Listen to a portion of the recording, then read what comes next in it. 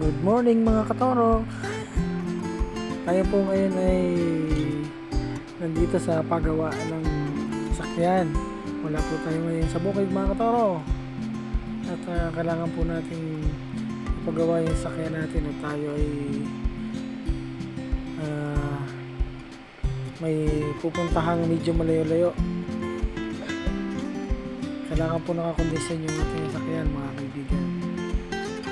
Araw po ngayon ng Martes at pahinga muna ako sa bukid. Ito na nga po si Tatang, dito po ako nagpapagawa.